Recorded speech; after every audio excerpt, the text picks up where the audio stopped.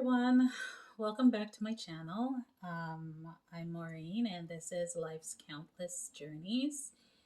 On today's video, I want to start a topic that I had mentioned previously that I was going to probably do a series on. This is probably going to be a series of videos to properly, really get into this topic and what my own personal experience has been. And that is when a loved one suffers from mental illness. And, I wanted to really do this from the perspective of the loved one. Um, I think there are many videos that are done from the perspective of the individual. They come on and they really talk about what it is that they're dealing with. But I wanted to talk about it from the perspective of the loved one. And particularly for me, it's a child. So when your child suffers from mental illness, and when you don't, and I have to say, I'm probably going to have to say right off the bat that I was somebody that I just never really understood mental illness. And I wasn't exposed to it sort of growing up. I wasn't aware of anyone around me that suffered from it. So, I just, the saying like wrap your brain around it. I just could not wrap my brain around some of the things and behaviors that was happening and that was going on. So for me, it started, it's my daughter. It was like a light switch. It was like a light switch. She turned 13 and it was like a light switch and boom. She was diagnosed with OCD. And if anyone's not familiar with OCD, that's obsessive compulsive disorder. So I take issue nowadays when I hear people talk, oh, I'm so OCD, I'm so this, I'm so that, because, they're making, it comes off to me now as making light of something that really, really is very, very serious. After being in the place that I'm in, after experiencing what I've experienced in the last few years, there's no making light of just saying, oh, I'm so OCD. There's no making light of this because this is a very, very serious and debilitating issue. It was like a switch. And I didn't know what was happening. I was at a loss. I was not understanding. She was stuck in the washroom, washing her hands. She was terrified of everything. All the things that she loved to do, she stopped doing them. She was crying all the time. She was saying that her heart was beating out of her chest. She was just stuck. She was frozen. Eventually, yes, we did go ahead and get her help. And the diagnosis came back as obsessive compulsive disorder with deep depression and anxiety.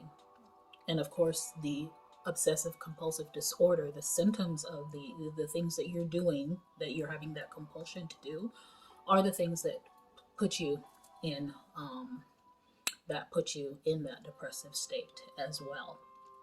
So in my later videos, I'll go through more in detail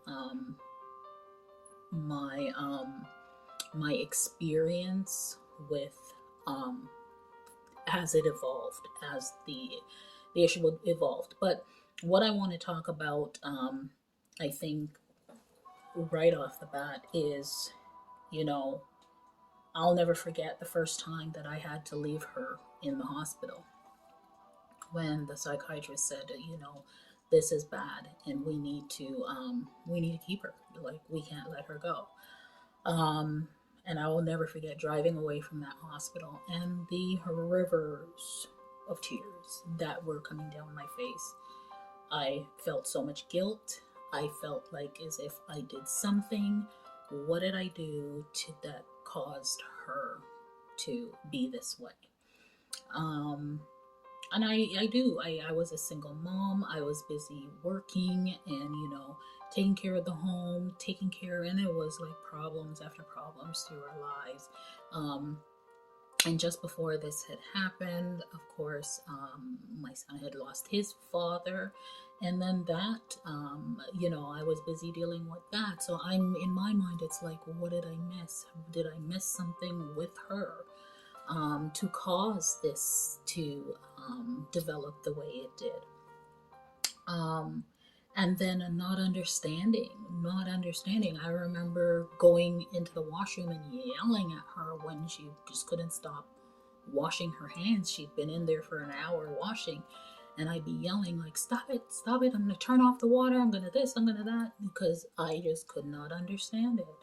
And it was through attending the therapy sessions with her that, hearing and having her therapist explain to me that, I finally was grasping that this was just something she couldn't control, that the compulsion was just greater than her. And what I would probably say, the initial advice that I would give someone that is in a similar situation, whether it's a child or it's a sister, a brother, a mother, a father, and you are having to care for that loved one in some way, shape, or form, to get some help for yourself as well. Get the information that you need so that you can be armed to better understand what it is that they're going through. And you might never fully understand because their brain, for whatever they're dealing with, their brain is working a different way, and that's where the medication probably needs to come in.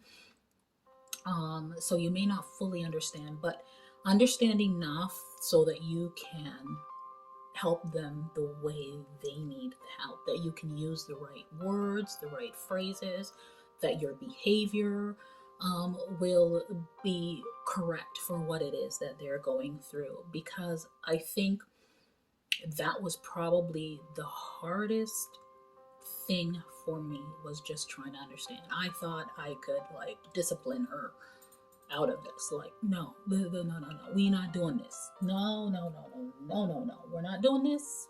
No, right? Because I just didn't understand. So, it took me a while. It actually took me a couple of years to really evolve through that. And,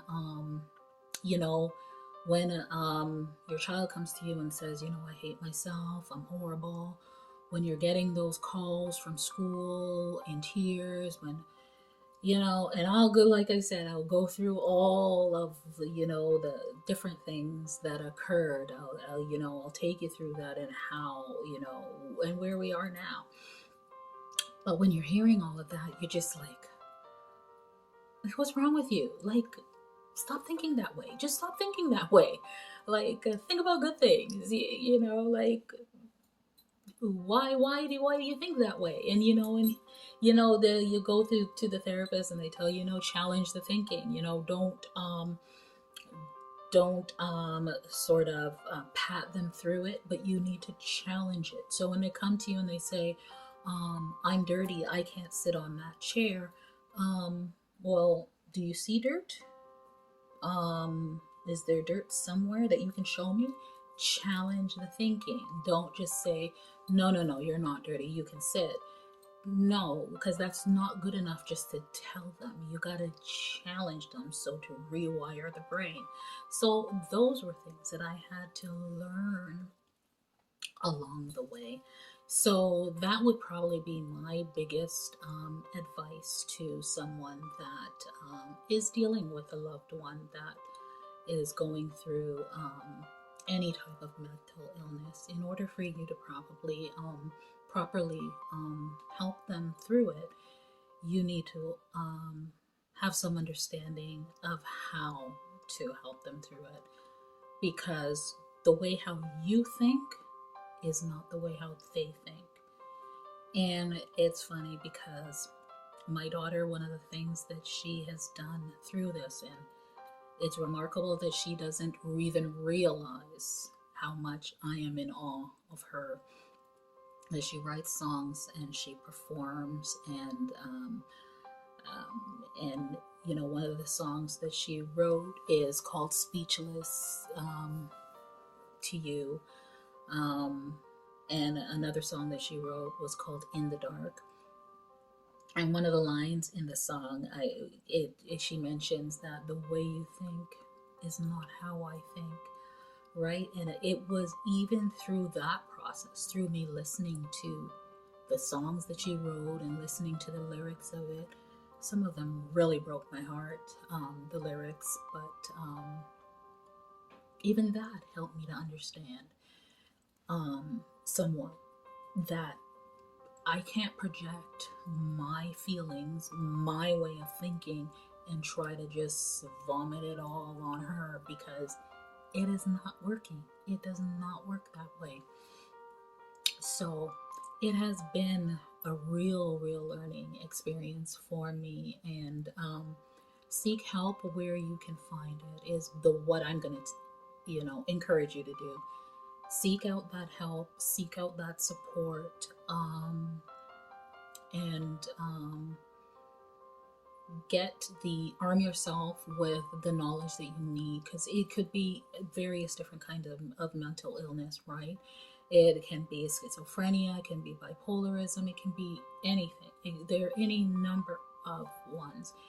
And how you deal and approach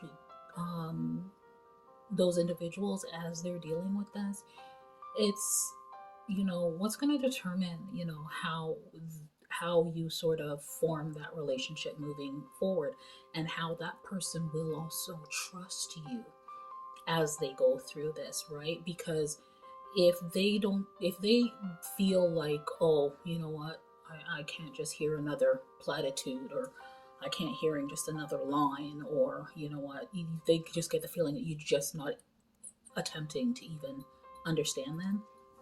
You